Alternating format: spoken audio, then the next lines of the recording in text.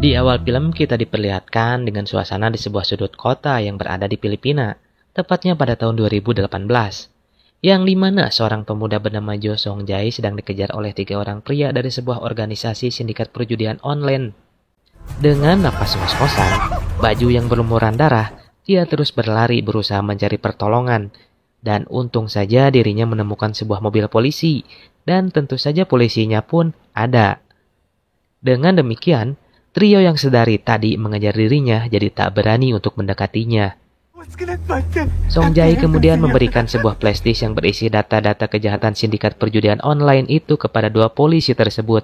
Lalu tiba-tiba sebuah mobil berwarna hitam mendekati mereka, dan seorang pria pun turun dari mobil. Diketahui pria tersebut adalah bernama Baek Changgi.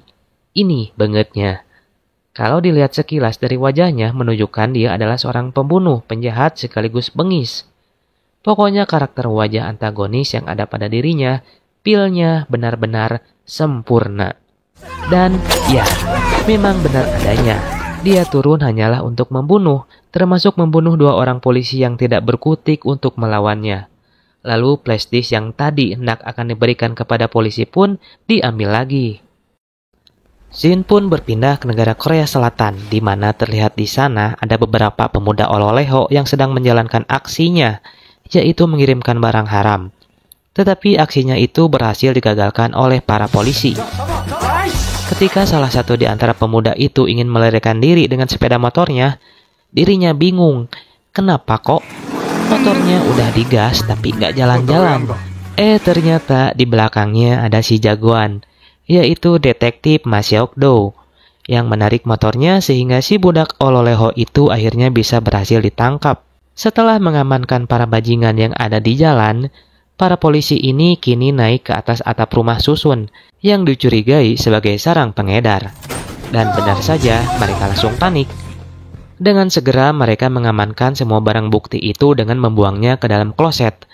Tapi apesnya, si sang kloset ngadak-ngadak susah ngeplas.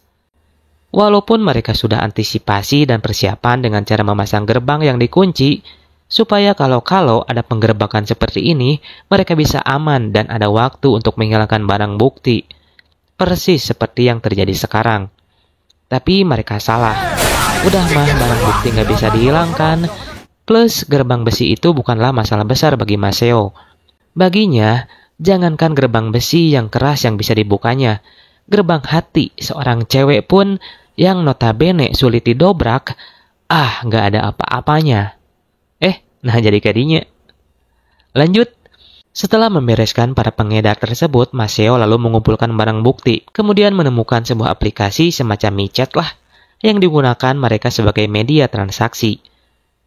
Terlihat di aplikasi itu ada salah satu pelanggan yang akan melakukan transaksi di tempat tersebut. Mengetahui akan hal itu, mereka langsung pada sembunyi.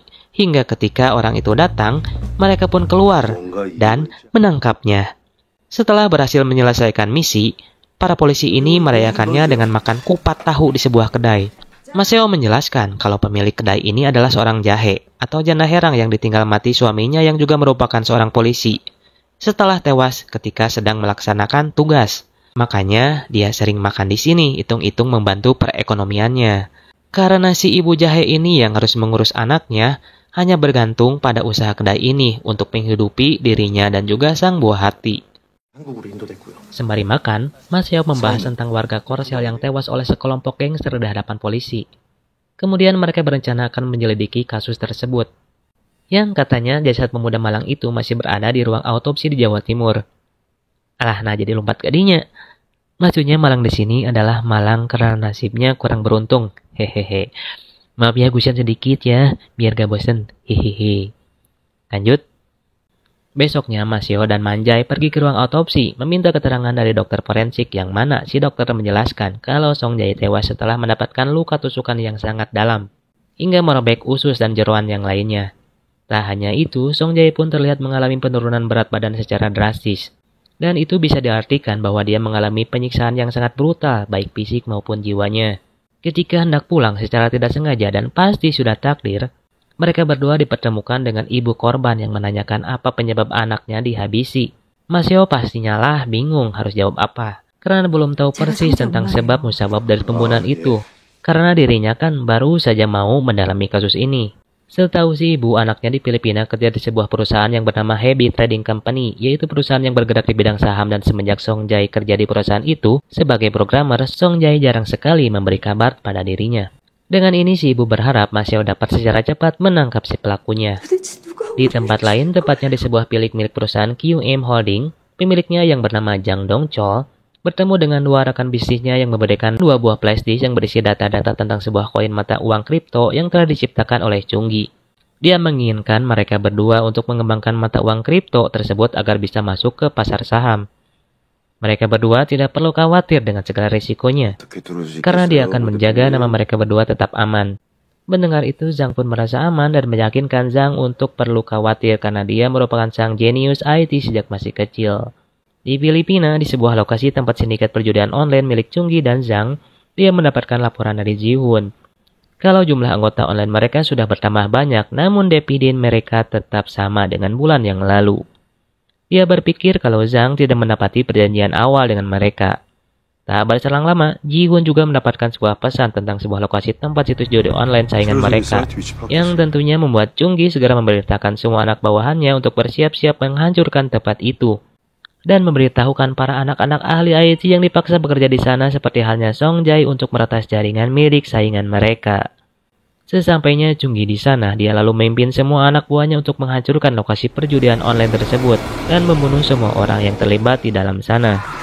Setelah berhasil membunuh bos dan juga para bawahannya dari saingan judi online miliknya, tak lupa anak buahnya Ji Hoon mengambil data server milik mereka agar mereka juga bisa mengendalikan situs judi online milik saingannya. Maseo mendapatkan laporan dari Man Jae kalau dia baru saja mendapatkan sebuah informasi dari tim cybercrime yang mengatakan kalau distributor aplikasi narkoba ini sudah ditangkap. Jadi, Song Jae sudah tidak ada sangkut pautnya lagi dengan ini.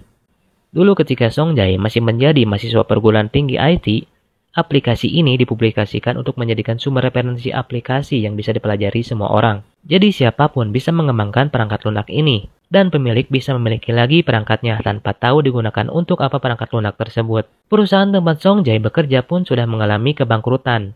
Namun nomor telepon milik mereka muncul di tempat lain. Maseo lalu mencoba menelepon ibu Song Jae untuk bertanya beberapa informasi dirinya.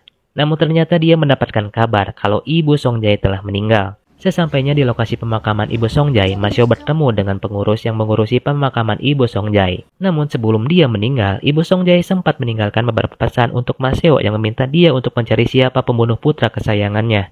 Maseo kini berada di ruangan tim cyber untuk mendapatkan informasi tambahan tentang data-data akun milik Song Jae yang telah tim cyber sinkronisasikan dengan akun cloud milik Song Jae. Lalu Han Jisoo menemukan beberapa situs judi online yang telah Song Jae buat selama berada di Filipina.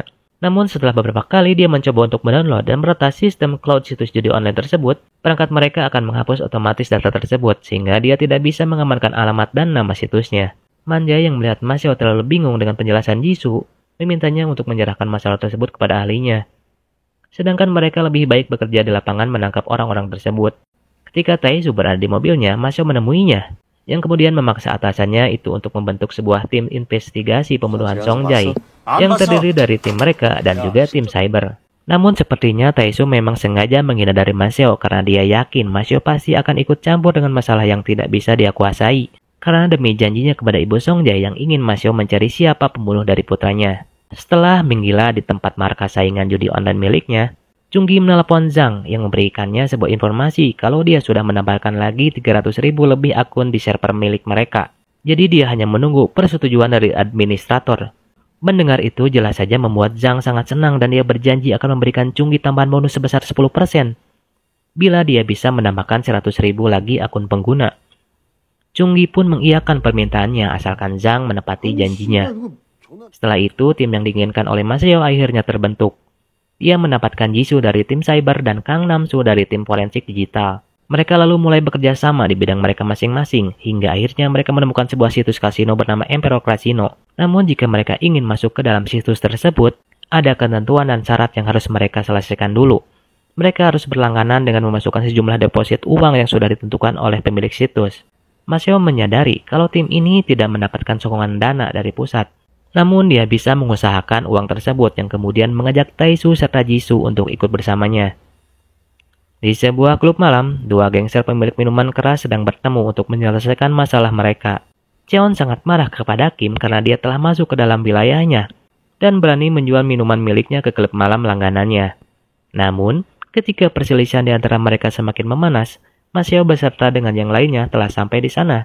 Bawahan dari Cheon menganggap kalau kedatangan mereka bertiga telah mengganggu urusan bosnya yang kemudian mencoba menghajar mereka bertiga. Lalu Maseo bertanya, kenapa Cheon tidak mengangkat panggilan telepon darinya? Dan kenapa juga anak buahnya telah menyerang dirinya. Untuk hal itu, Cheon meminta maaf atas kejadian itu dan mengatakan kalau anak buah yang diajarnya baru saja bekerja dengannya. Jadi dia tidak tahu siapa dirinya. Maseo meminta mereka berdua untuk tidak berbuat keonaran di wilayah keamanannya. Jadi mereka harus membayar denda dengan apa yang sudah mereka lakukan di wilayahnya tersebut. Maseo juga berpesan kepada mereka berdua untuk mencarikan kenalan mereka yang telah menjadi korban dari judi online. Bila mereka berdua mempunyai kenalan tersebut, Maseo meminta mereka untuk menghubungi dirinya. Sekembalinya Chunggi dari lokasi judi online milik saingannya, dia melihat puluhan kotak baju thrifting dikirimkan lagi ke sana. Tetapi jumlah barang yang dia terima semakin banyak dikirimkan oleh Zhang. Yosung yang bertugas menerima barang-barang tersebut mengatakan kalau bos Zhang menginginkan lebih banyak uang lagi untuknya. Dan sebenarnya baju-baju thrifting itu adalah cara Zhang untuk mencuci uang dari pemasukan dari judi online tanpa diketahui oleh pihak pajak. Chunggi curiga kalau Zhang mencoba mempermainkannya dan kemudian dia menelepon Zhang yang sedang makan dengan Kwon dan memintanya untuk segera menaikkan keuntungannya. Jika tidak, Chunggi tidak akan mengirimkan uang miliknya. Mendengar itu, Zhang memintanya untuk tidak perlu khawatir dengan urusan mereka, asalkan dia segera mengirimkan uang kepadanya. Jelas saja mendengar itu membuat Chunggi semakin curiga dan mengajak Ji-hoon untuk segera pergi Korea. Ketika Zhang diantarkan Kwon masuk ke dalam mobilnya, dia bertanya apakah Kwon pernah mengoperasikan sebuah kasino online karena dia berniat untuk menggantikan salah satu bawahannya yang tidak patuh kepadanya. Mendengar permintaan Zhang, mungkin Kwon punya beberapa orang yang ahli dalam bidang tersebut dan siap membantunya jika Zhang memberikan lampu hijau kepadanya. Di sela-sela tim investigasi gabungan sedang menikmati makan siang mereka juga sedikit membahas tentang bagaimana perkembangan kasus yang sedang mereka tangani. Jisoo mengatakan kalau IP judi online tersebut lokasinya sering berada di luar negeri. Jadi untuk saat ini dia sulit untuk melacak di mana lokasi pastinya. Seperti mendapatkan jalan buntu, Maseo menelepon Cheon dan Kim untuk meminta informasi yang pernah Maseo minta kepada mereka berdua tentang judi online. Mereka mengatakan kalau mereka pernah ada seseorang yang mereka kenal pernah menjalankan bisnis judi online. Namun bisnis orang itu sudah hancur karena adanya persaingan. Di sana Jang Yisu, seorang bos besar yang dulu memimpin sebuah perjudian lokal di wilayah Guangzhou, kini menjalani kehidupan baru dengan menjadi bos pemilik permainan anak-anak. Dengan rambut panjangnya, penampilannya kini semakin sangar apalagi dia memiliki sebuah mobil kuning yang selalu dinaiki kemana-mana. Namun ketika dia berada di toko miliknya untuk menjajal sebuah mesin tinju, seorang laki-laki terus-terusan membunyikan klakson di mobilnya, yang ternyata itu adalah detektif Maseo. Yisu sepertinya sedang sial bisa bertemu lagi dengan Maseo. Apalagi kenapa dia bisa tahu di mana keberadaannya.